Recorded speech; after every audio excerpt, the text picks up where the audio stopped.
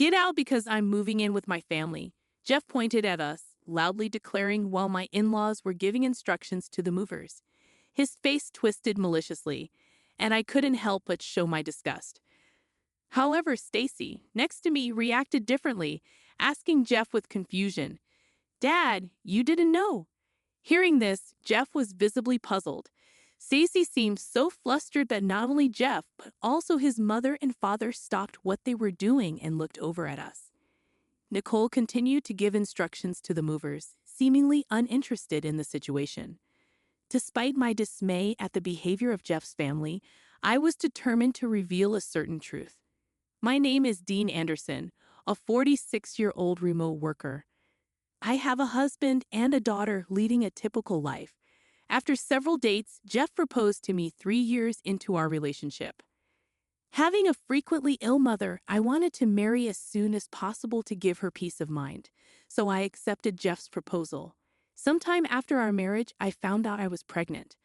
Jeff was truly happy, eagerly looking forward to seeing our child. When our daughter Stacy was born, Jeff took an active role in parenting, and I lived happily. However, I had some worries.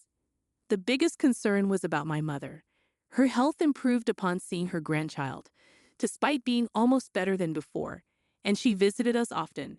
Initially, she visited frequently, but as Stacy entered middle school, my mother's health visibly declined. I quit my job to be available for my mother, choosing remote work. This decision allowed me to fully take care of my mother's hospital admissions and discharges. By the time Stacy graduated middle school, my mother was very happy when we visited her. I hoped she would gradually recover and be able to go out as before. However, around this time, Jeff's behavior began to change. Initially, he was willing to help with my mother's care, but lately he had become grumpy, complaining that I wasn't paying attention to him. "Going to your mother's again? You don't care for me when I'm tired from work, but you always look after your sick mother." He would say such incomprehensible things, and even when Stacy and I tried to appease him, he strongly rejected our efforts. Worried about both my mother and Jeff, Stacy took over caring for Jeff. "Mom, leave Dad to me. You should go to Grandma sooner," Stacy said with a smile, and I always relied on her.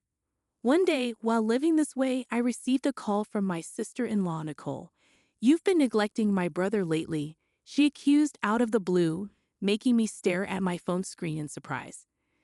I pondered if there was a mix-up, but Nicole's name was clearly displayed on my phone screen. Confused by the baseless accusation, I could only deny it. "It's been a while, Nicole. What's going on all of a sudden?" "I haven't been neglecting Jeff," I said, clueless as to why Nicole would say such a thing. "Don't play dumb. I've heard it from my brother lately.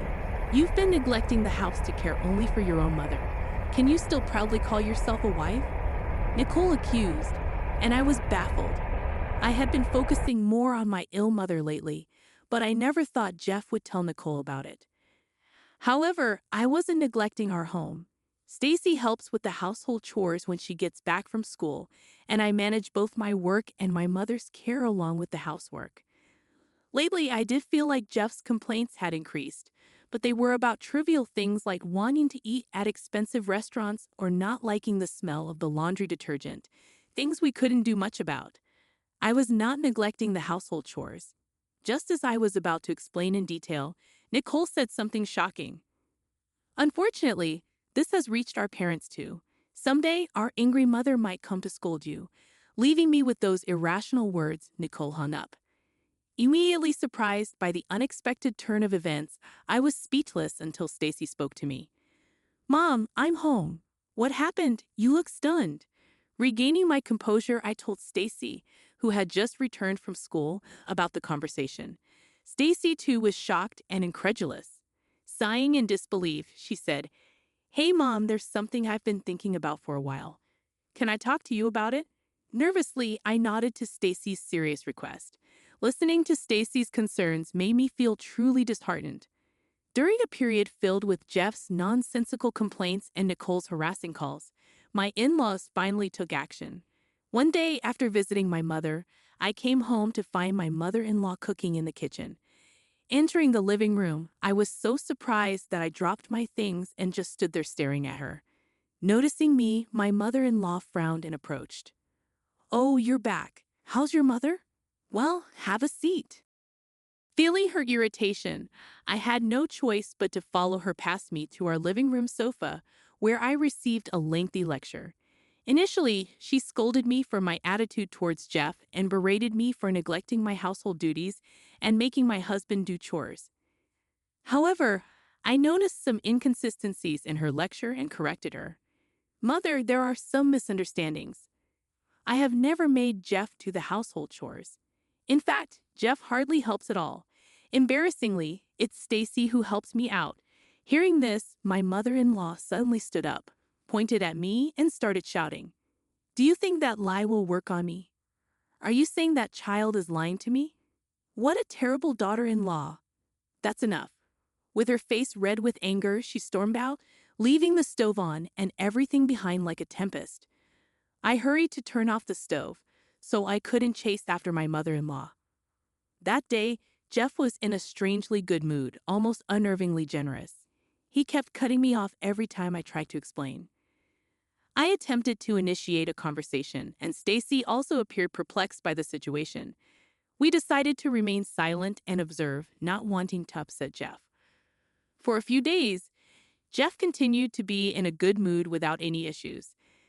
Thanks to that, I could take care of my mother without feeling uneasy. However, a few days later, my mother quietly passed away. Despite being engulfed in sadness, Stacy and I managed to get through the funeral and then spent some time sorting through my mother's belongings at her house. I had hoped for Jeff's assistance, but bringing it up made him sullen for the first time in a while. So Stacy and I proceeded with the task, and naturally, the house was filled with memories of my mother, making it difficult to make much progress. As each item reminded us of her, I reluctantly contacted Jeff, and despite his initial good mood, he suggested we stay the night at my mother's house. However, with Stacy's school and my work, it wasn't that simple. For the time being, I told him we would return home the next day and decided to rest for the night. The following day, after making some progress with the sorting, we decided to go back to our house. As we approached our home, I noticed a large truck parked in front of it. Wondering what it was, I realized it was a moving truck with Jeff and my mother-in-law directing the unloading. Confused, I ran up with Stacy to stop them. Jeff stepped forward, puffing out his chest as he noticed us. "You're back already. It's too late for you to return now. I'm moving in with my family, so you two need to leave," he declared loudly with a malicious twist to his face. I couldn't help but show my disgust, but Stacy, standing next to me, asked Jeff with confusion, "Dad, you didn't know?" Jeff was visibly puzzled, and Stacy's words caught the attention of not only Jeff, but also his mother and father. Despite my dismay at the behavior of Jeff's family, I was determined to reveal a certain truth. "Forgotten, this house is mine," I asserted confidently. The in-laws were shocked, and Jeff began to panic, turning pale. Even Nicole, who had been giving instructions to the movers, stopped and confronted me. "What are you talking about? There's no way you could afford to build such a fine house." Now it was my turn to respond with confidence. "Thank you for the compliment. This house was built by my father, and originally it's my family home."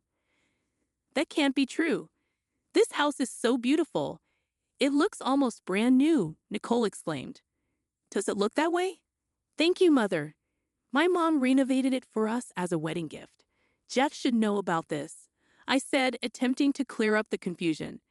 It could have easily slipped his mind. But this house is naturally in my name, and the renovation costs were covered by my mother.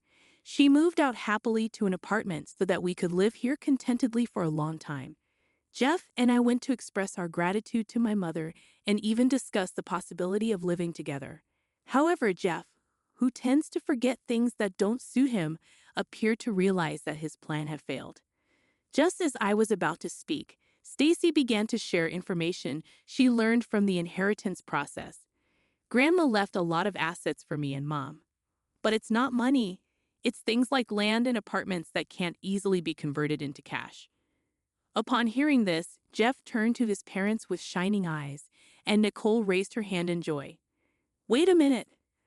I had no idea your mother had so much wealth. You never said anything about this when we got married.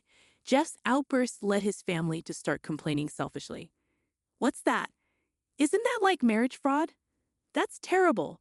You intentionally kept quiet because you didn't intend to give Jeff any of the property.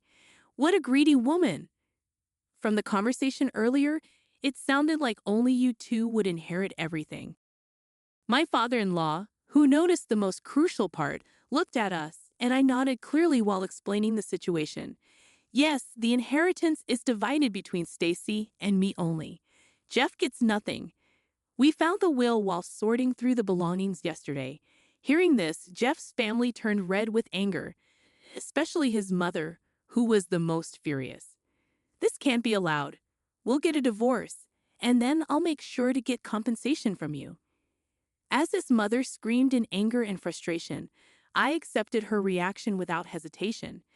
Yes, I agreed to the divorce. The moment I agreed, his mother turned around and ran off, presumably to the city office, which is probably close by, to get a divorce form. Deliberately not stopping her angry departure, I watched her leave. As I watched his mother head to the office, Jeff grumpily asked me, "Hey, what are you planning to do now? Are you talking about the divorce or where you will live?" Jeff almost snapped at me, but I looked up at the house indifferently.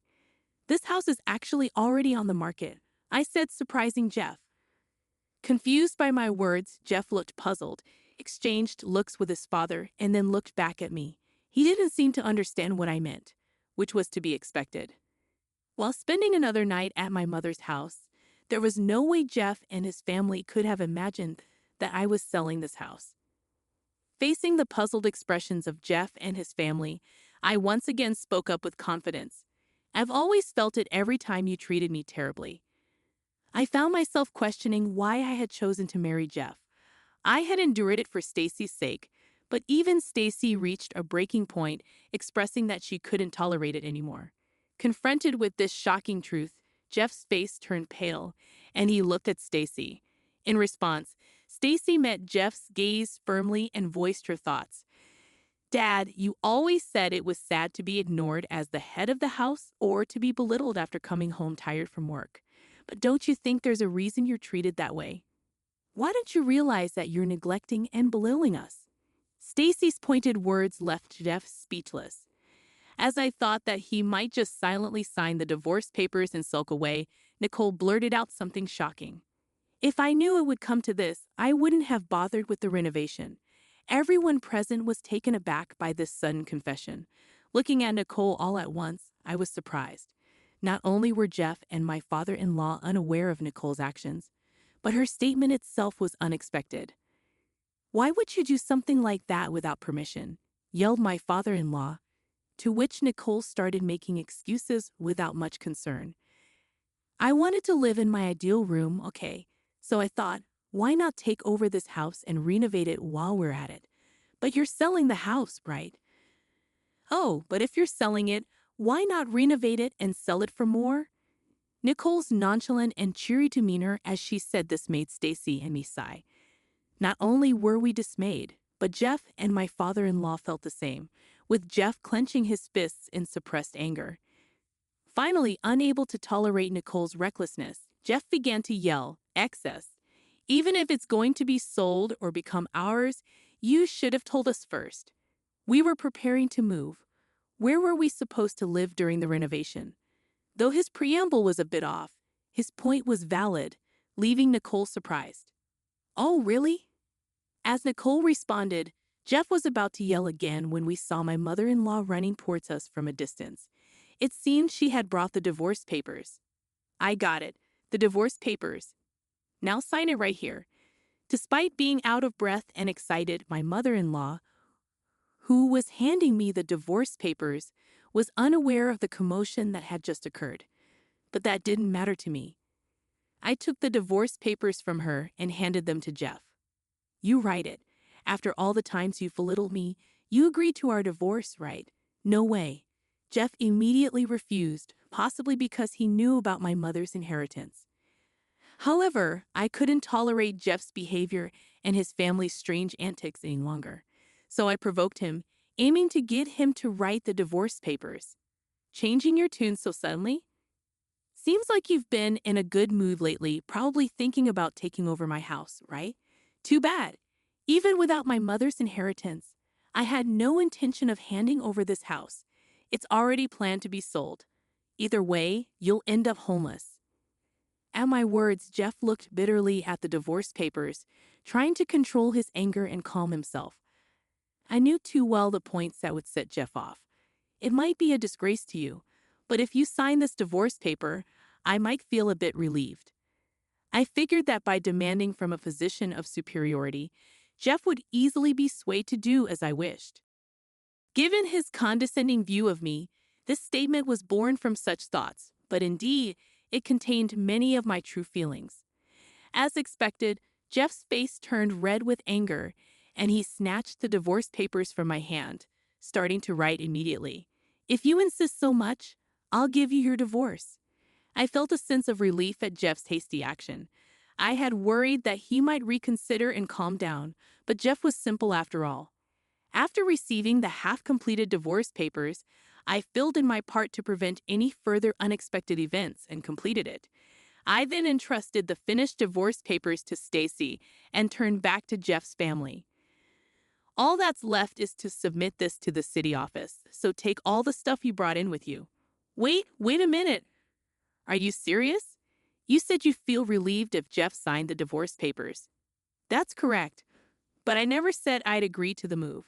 What about the renovation? Renovation? Unaware of the renovation discussed in her absence, my mother-in-law standing next to my father-in-law grabbed Nicole. After receiving an explanation, a big argument started, and while my father-in-law and Jeff tried to intervene, I attempted to leave with Stacy. However, Jeff and Nicole, determined not to let us escape, grabbed at us. But the movers, who had been watching the situation with dismay, stepped in to mediate. Amid the chaos, we heard the sound of police sirens. Protected by the movers, I looked around and noticed neighbors gathered, drawn by the noise. Seeing a police car approaching with its red lights flashing, someone from the neighborhood must have called them, and we felt relieved. But that relief was short-lived, as Jeff's entire family seemed about to attack us. Just in time, the police intervened, and we were safe. Despite being stopped by the police, Jeff's family's commotion didn't cease, and another officer had to escort us into a police car to calm the situation. Nicole, mistaking our being escorted for an arrest, attempted to throw belongings into the house and was naturally stopped by the police. With additional support arriving to finally quell the disturbance, as Jeff's family began to calm down, the police asked us to accompany them for questioning, leading to further troubles when either Jeff, Nicole, or both acted against the officers. They were arrested for obstructing official duties and taken away in police cars that had arrived for backup. Jeff's parents were also scolded by the police and taken to the station for questioning. From the police car, we observed the entire ordeal, providing a brief statement. Eventually, Jeff and I officially divorced. The process, initially resisted by Jeff even after signing the papers, was prolonged. However, thanks to a mediator, we were able to finalize it smoothly. Soon after, my house found a buyer, securing the money from the sale.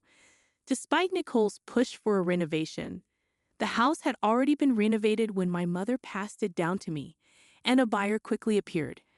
Afterward, my in-laws were not prosecuted, but they couldn't return to the house I inherited, having sold their own house in anticipation of moving into mine. This left them without a place to live, and due to the commotion, they became outcasts in the community, struggling to find a place to belong. My claim for compensation further cornered Jeff's family. The incident became well known at Jeff's workplace, leading to a pay cut followed by his voluntary resignation. Now, he is working day jobs to make compensation payments to me and, for a short while, child support for Stacy. Balancing income and expenses is difficult, and he seems to be juggling multiple jobs to keep up with the payments. As for Nicole, After the dust settled from the incident, she continued working as a beauty consultant as if nothing had happened. However, rumors reached her customers, and eventually, upper management learned of the incident, leading to her dismissal. Despite once living a flashy lifestyle, her savings quickly dwindled. Like Jeff, she is now working multiple jobs to make ends meet, including compensation payments to me. Regarding my in-laws, there was some trouble after the incident, leading to their divorce. Now they are living separately. The mother-in-law, ostracized by the neighbors, was fired from her part-time job. The father-in-law, who planned to enjoy his retirement with his pension, had to allocate most of it to compensation payments to me and is now looking for work despite his age. They are each in a difficult situation, but this is their reparation to us, and I hope they take this time to reflect. On the other hand, Stacy and I have moved to a new house. Even if Jeff's family tries to approach Stacy's school, it's not an issue since she has already transferred. Continuing my work from home and thinking about spending peaceful days ahead with Stacy naturally brings a smile to my face. Feeling liberated from our past troubles, I plan to live happily with Stacy, just the two of us. All right, everyone's presentations are done. Nick, the manager, said as he tried to move the discussion forward. Excuse me, I haven't. I recently found out something. Nick interrupted me and began to speak. There's apparently someone in this department who didn't graduate high school and is just a part-timer. Meetings should be for employees only. Absolutely right. His lackey, Mike, of course, agreed with Nick. I'm leaving. After leaving the meeting room, I started to shut down my computer. I noticed that an email had arrived, not in my personal inbox, but in the company's shared email. Thinking, there's no point in speaking up, no one will listen, I went home quietly. The next day, I heard a commotion from Nick's desk. He was staring at his computer screen, his face pale. Nick! Is something wrong?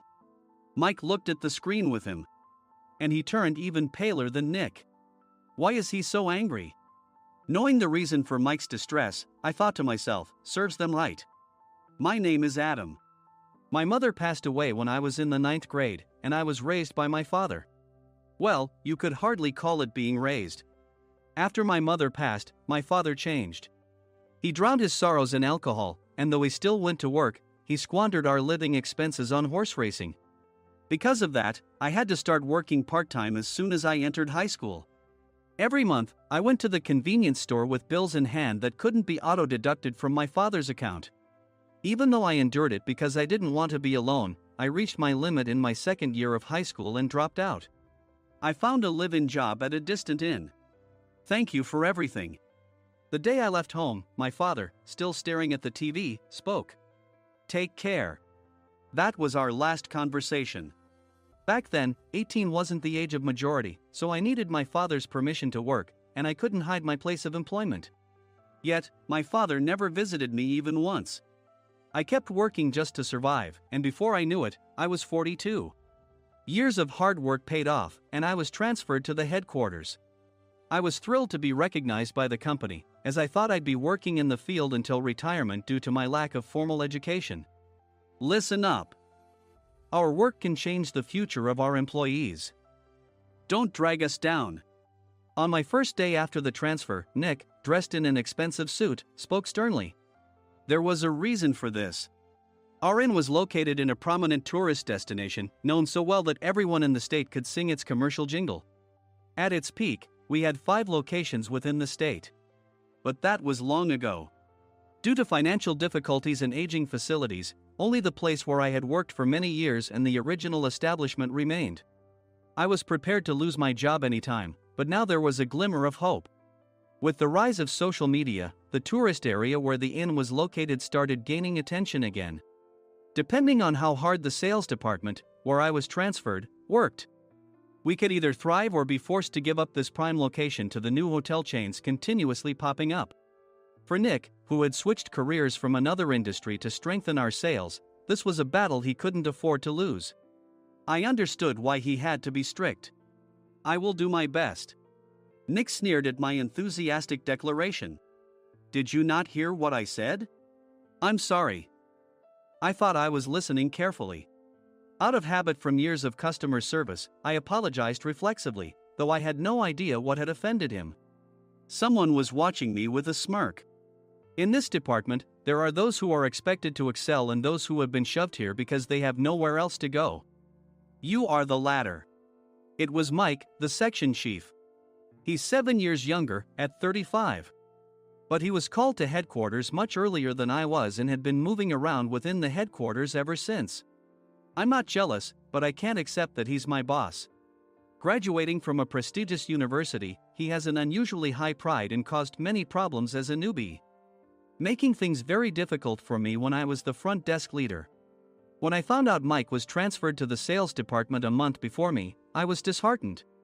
Mike is right. With just a middle school diploma, there's not much you can do.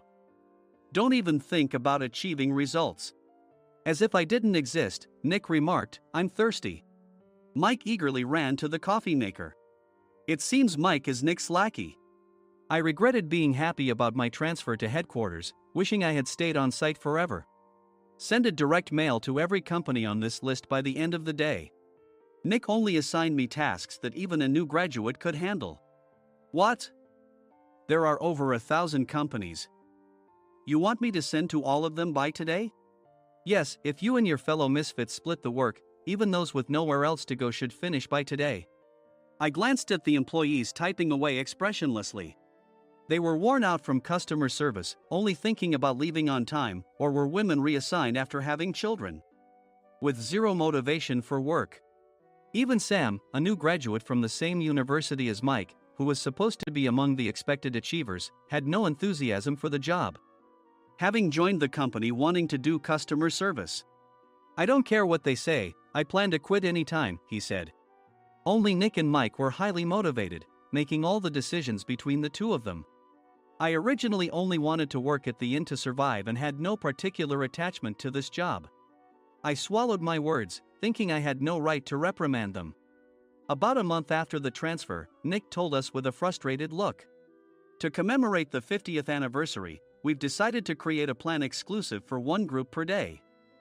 Originally, Mike and I were supposed to come up with it, but our president, Mr. Thompson, insists on hearing everyone's opinions.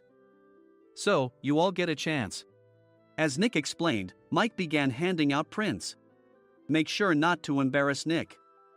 If your ideas are half-baked, you'll have to redo them.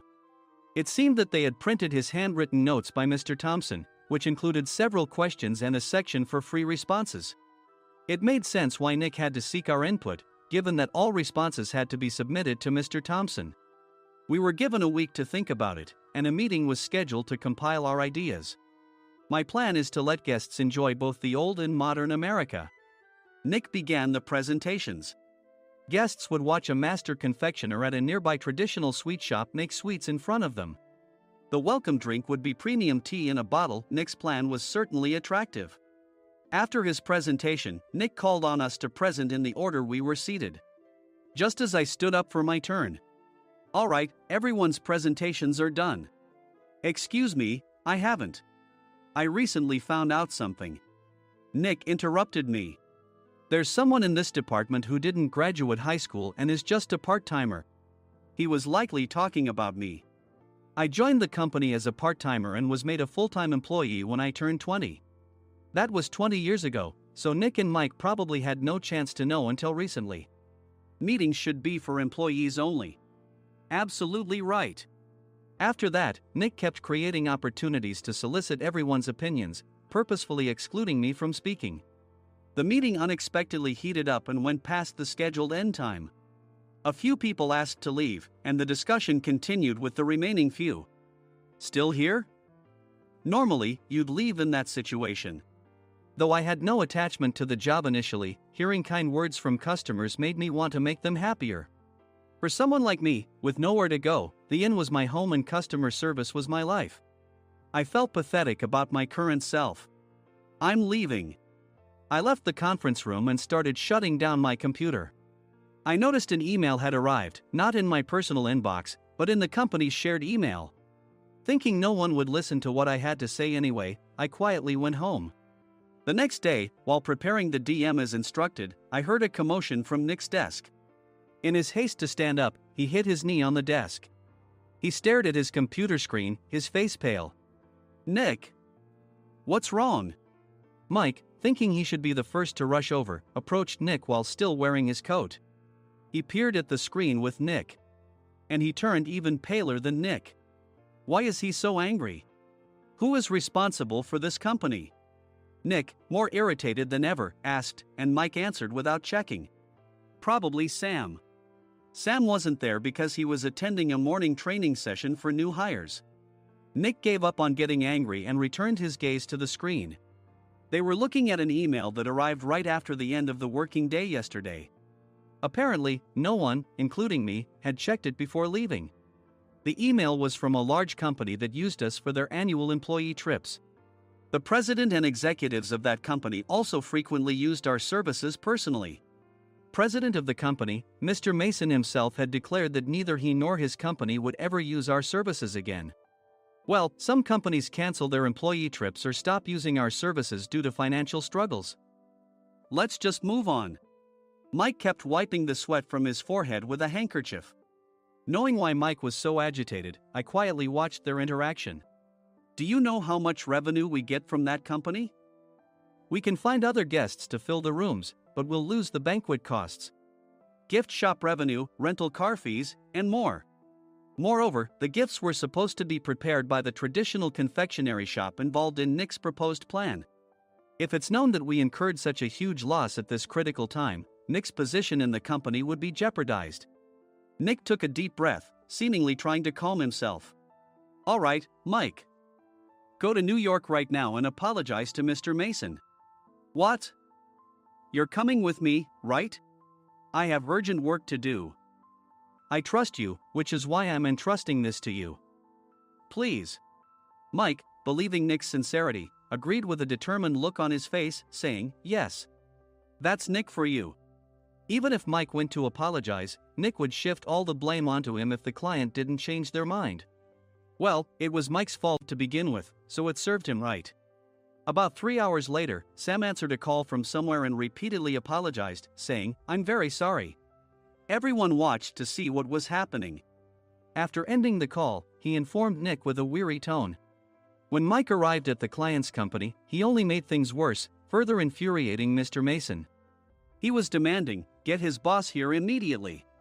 It was no wonder Sam was exhausted, dealing with such a call right after returning from training. What is that idiot doing?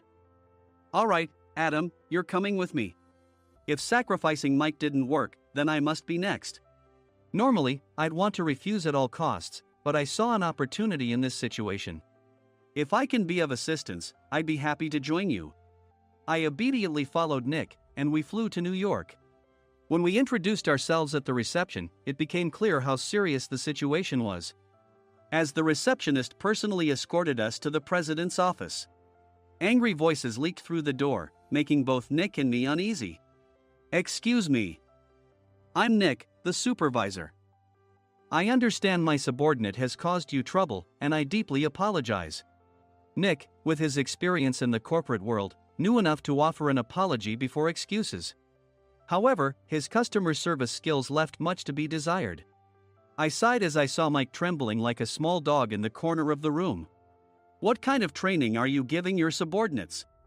Mr. Mason glared at Nick with a red face. The intensity of his gaze made even Nick take a step back. Regrettably, I joined this company only 2 years ago and was unaware of Mike's issues. I should have identified his shortcomings sooner. Indeed. I should have realized sooner. No sensible person would come to apologize and then give a lengthy presentation on the drawbacks of not using their in. Nick froze, his mouth slightly open. Suspecting the worst, I picked up the documents that had fallen to the floor. It seemed Mike hastily prepared these documents on the plane, listing the disadvantages.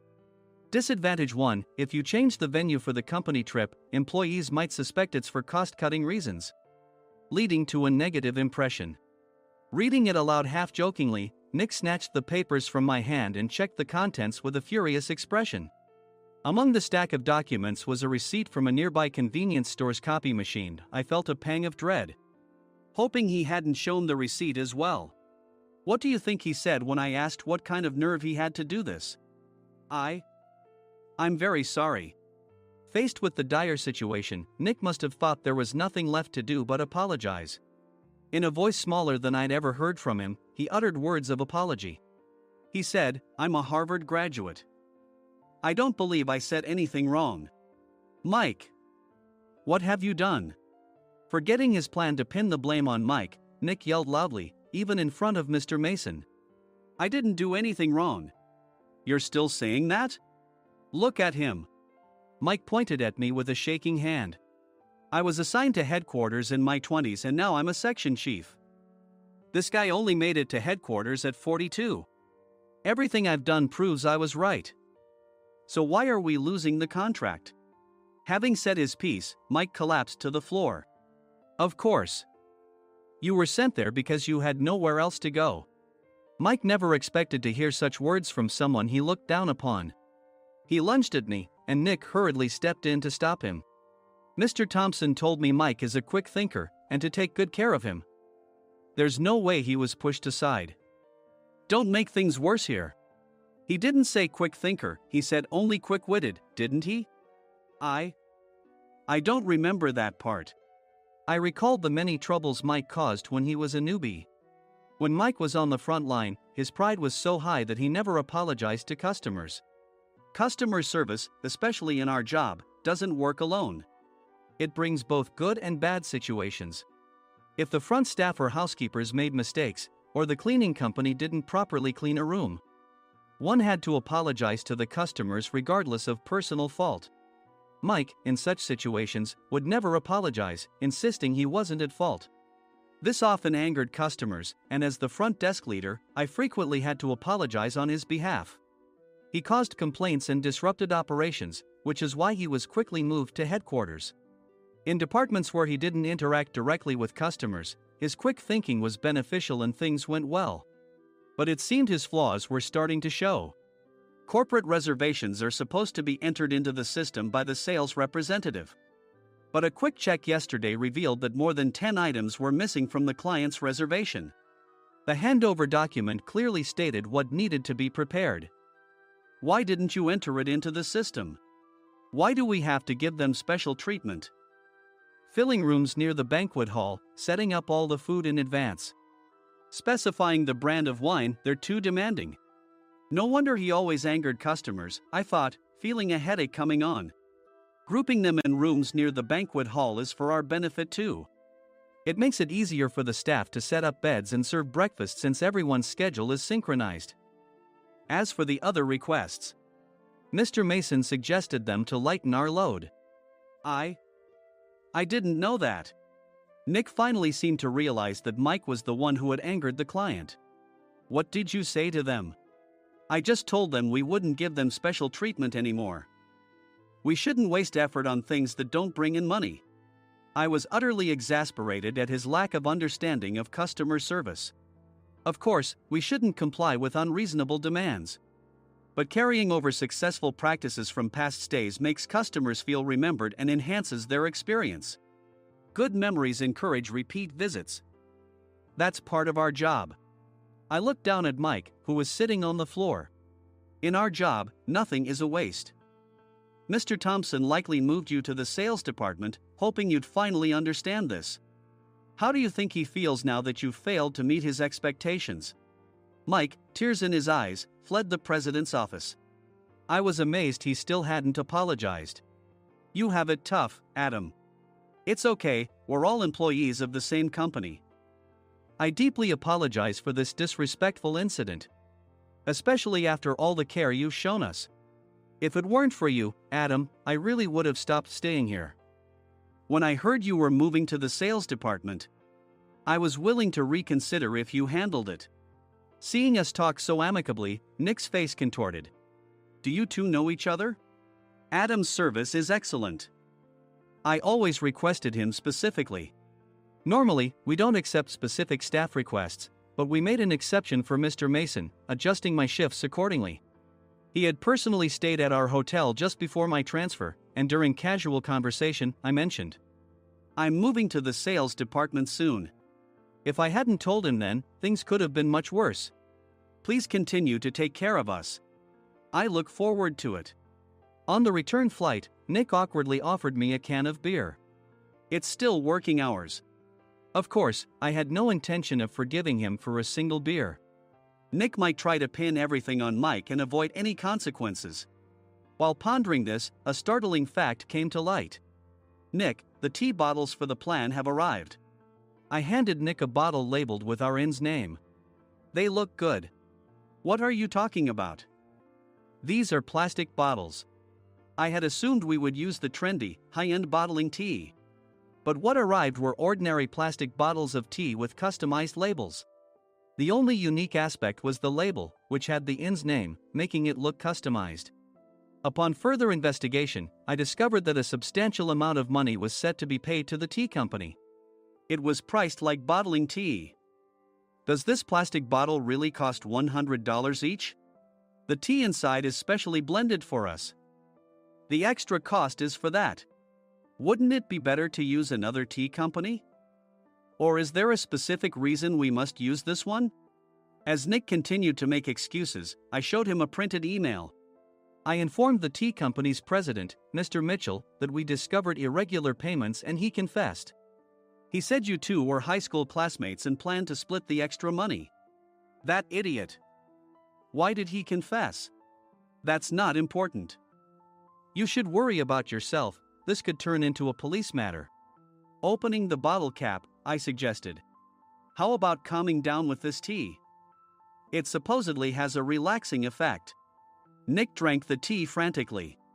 In the following days, decisions were made about their fates. Mike was reassigned to the General Affairs Department, with no chance of transfer or promotion, as per Mr. Thompson's orders. As for Nick, since the payment to the tea company hadn't yet been made, he narrowly avoided legal trouble. Instead, he was encouraged to leave the company, and to avoid further complications, Nick submitted his resignation. Rumor has it that connections between HR departments have made it difficult for him to find new employment. Even though it was good to have those two gone, something unexpected happened in the sales department. Everyone became motivated and united in refining the 50th anniversary plan. In the end, my plan was adopted. We collaborated with the Tourist Information Center to provide personalized guides. The plan, tailored to the number of guests, was truly special for the 50th anniversary. Hey, is Adam's family coming to stay? I immediately booked that special plan for my family. Sam noticed it on the reservation list and quickly picked up on it. Yes, I'm inviting my father. That's great. I might invite my parents too. I lacked the courage to face my father just as Adam. But here, with the confidence Mr. Mason praised, I felt ready. The 50th anniversary plan was a perfect opportunity to reconnect with my father. I hoped to bring back the days when we could laugh together as we once did.